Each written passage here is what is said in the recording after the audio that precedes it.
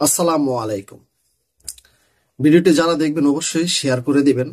কিছু গুরুত্বপূর্ণ কথা আপনাদের সাথে বলবো।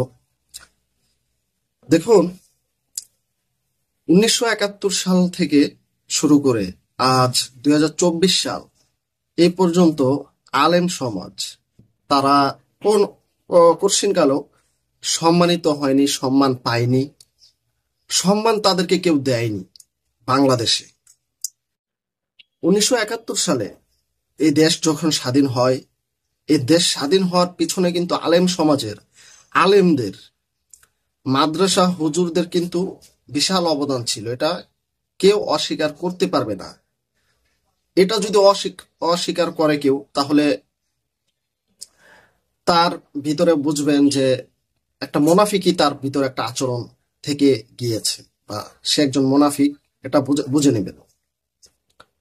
1971 সাল থেকে শেখ মুজিবের আমল বলেন বা যার আমলই বলেন না কেন, যারা 1971 সালের পর থেকে আলেমদেরকে অসম্মান করেছে, মুসলমানদেরকে বাংলাদেশে অসম্মান করেছে, তারা কখনোই মানুষকে মানুষ বলে সম্মান করতে জানেনি, মানুষকে মানুষ বলে সম্মান দিতেও পারেনি। তারাই অবশেষে দেখা যাচ্ছে যে অসম্মান নিয়ে, অসম্মানিত হয়ে দুনিয়া থেকে বিদায় নিয়েছে। আমরা যেদূর শুনতে পেলাম বা জানতে পারি, মুরব্বীদের মুখের কথা, মুরব্বীদের মুখ থেকে যেটুকু শুনতে পাই বা জানতে পাই ইতিহাস, 1971 সালের পরে শেখ মুজিবের আমল যখন আসে, তখন নাকি আলেমরা অনেক অসম্মান হয়, অনেক অসম্মান হয়। আর কি এটা গণনা করার মতো না। এবং কি কোরআন সুন্নাহর আইন বিরোধী অনেক কিছুই বাংলাদেশে ঘটে। এদিক দিয়ে যদি 2024 সালের ঘটনাকে কেন্দ্র করে বলি, তাহলে দেখা যাবে 2024 সাল পর্যন্ত, এই যে 2009 সাল, যদি ভুল না করে থাকি, 2009 সাল আওয়ামী লীগ সরকার যখন ক্ষমতায় আসলো, প্রায় 15-16 বছর এই আওয়ামী লীগ সরকার ক্ষমতা চালালো বাংলাদেশে বসে, মাননীয় প্রধানমন্ত্রী সাবেক শেখ হাসিনা, তিনি একের পর এক আলেমদেরকে অসম্মান করেছে এবং কি আলেমদের উপরে নির্যাতন করেছে। শাপলা চত্বরে আলেমদেরকে মেরে রক্তাক্ত করে সেই শাপলা চত্বর একবারে লাল করে দিয়েছে। এবং কি সেই শাপলা চত্বরে আলেমদেরকে উনি কটাক্ষও করেছে যে ওই সমস্ত আলেমরা বা হুজুরা নাকি রং মেখে শাপলা চত্বরে নাকি শুয়েছিল, এমন কটাক্ষ তিনি করেছেন। দেখুন, বর্তমানে বিএনপি বলেন, বিএনপির কিছু নেতাকর্মী, তারা কিন্তু খুব খারাপ আচরণ আলেম সমাজের সাথে, মুসলমানদের সাথে, সমাজে, রাষ্ট্রীয় পর্যায়ে তারা কিন্তু পুরা আওয়ামী লীগের চাইতে কম করতেছে না, তারা অনেক করতেছে। কেন এই কথাগুলো বলতেছি? দেখুন, বাংলাদেশে আলেমদেরকে যদি কেউ সম্মান করতে না জানে, সম্মান দিতে না জানে, আরে ভাই, আপনি যখন জন্ম নিছেন, যারা এই আলেমদের সাথে বেয়াদবি করেন, আলেমদেরকে স্টেজে ওয়াচ করতে দেন না, হক কথা বলতে দেন না, ঘুষের বিরুদ্ধে কথা বলতে দেন না, সুদের বিরুদ্ধে কথা বলতে দেন না, জিহাদের বিষয়ে কথা বলতে দেন না, কেন ভাই? মোনাফিকি আচরণ আপনার ভিতরে কেন? আলেমরা কি মানুষ নয়? আলেম আলেমরা কি আলেমদেরকে কি আপনারা মানুষ বলে গণনা করেন না? আপনারাই মানুষ। আপনি সুদ খান, আপনি মানুষ। আপনি ঘুষ খান, আপনি মানুষ। আপনি মোনাফিকি করতেছেন, আপনি মানুষ। আপনি তো মানুষ না। আসল মানুষ তো সে আলেম, যিনি কিনা নিজেও শিখছে, অন্যজন অন্যজনকে শিক্ষা দিচ্ছে, সেই তো মানুষ। কিন্তু আপনি তো প্রকৃতপক্ষের মানুষ নয়। আপনি মুসলমানদেরকে, আপনার মতো লোকেরা মুসলমানদেরকে কোণঠাসা করে ফেলতেছে। আপনার কারণে মুসলমানরা অসম্মানিত হচ্ছে। এই সমস্ত কিছু সংখ্যা মুনাফিকি লোকদের কারণে। আলেম সমাজ, যখন আপনি জন্ম নিয়েছেন আলেম সমাজ আপনার কানে আজান দিয়েছে। আপনি যখন বিয়ে করেছেন আপনার বিয়েটাকে বৈধতা করেছে আলেম সমাজ। আলেম সমাজ যদি আপনার বিয়ে না করাতো তাহলে আপনার বিয়ে বৈধ হতো না। আপনি অবৈধভাবে সম্পর্ক, ঘর সংসার সেই নারীর সাথে করতেন। আর সেই আলেমকে আপনারা অসম্মান করেন। ছি ভাই, লজ্জা লাগে। কেন রে ভাই? আপনি যখন মারা যাবেন ঠিক এই আলেম, এই হুজুর আপনার জানাজা পড়াবে। আবার এই আলেম, এই হুজুরই কিন্তু আপনাকে মাটিতে রাখবে। আপনার জন্য দুহাত তুলে আপনাকে যখন বিদায় দিয়ে আসবে, কবর দিয়ে আসবে, সে আলেম কিন্তু দুহাত তুলে কিন্তু দোয়া করবে, আপনার জন্য মনোজাত ধরবে। আর সে আলেমের বিরুদ্ধে আপনি কথা বলেন, সে আলেমের গায়ে হাত তুলেন আপনি।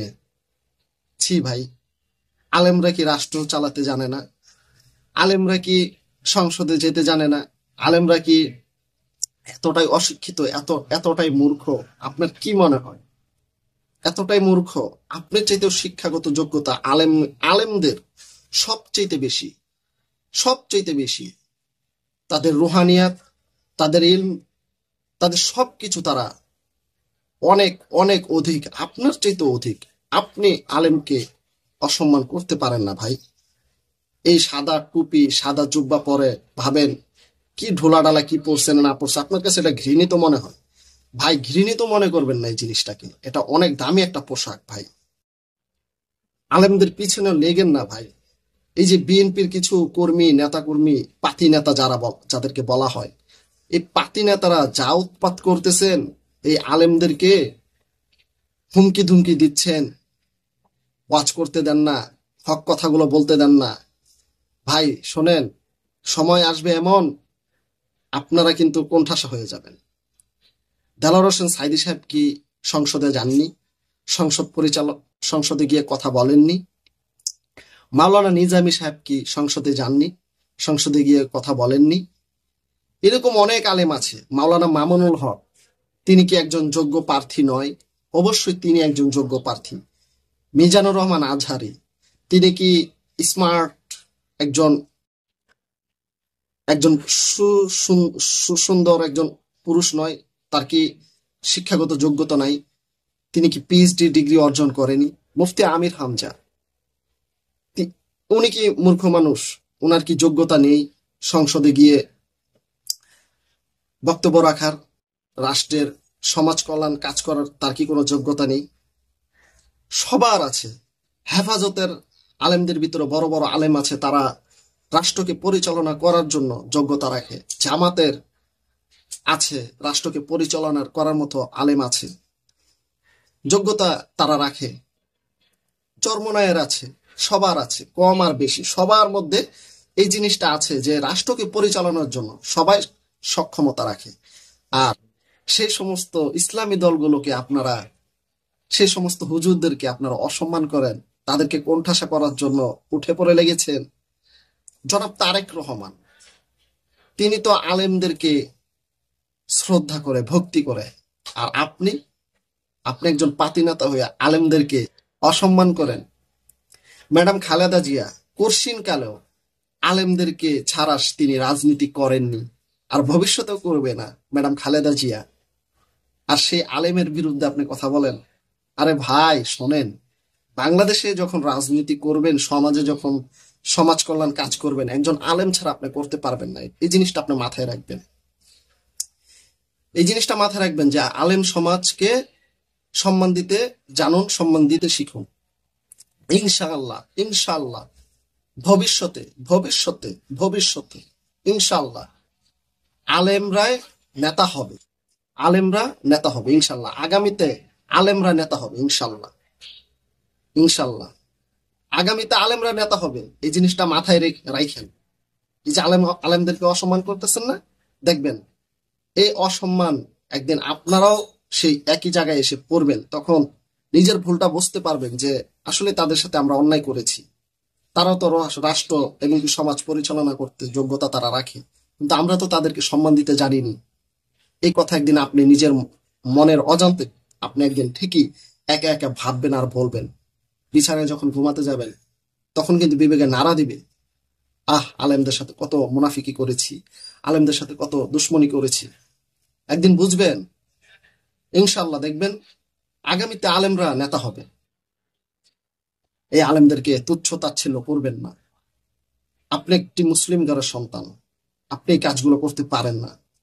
আপনার বিবেকে দরজায় একটু চিন্তা করে দেখবেন। সবাই ভালো থাকবেন, সুস্থ থাকবেন। আর এই ভিডিওটার ব্যাপারে যদি কোনো মন্তব্য থাকে অবশ্যই জানাবেন। আর ভিডিওটি সবাই শেয়ার করে দিবেন, অন্যকে দেখার সুযোগ করে দিবেন। সবাই যেন এই বিষয়গুলো উপলব্ধি করতে পারে, এই কথাগুলো সবার কাছে যেন পৌঁছে যায়। আল্লাহ হাফেজ।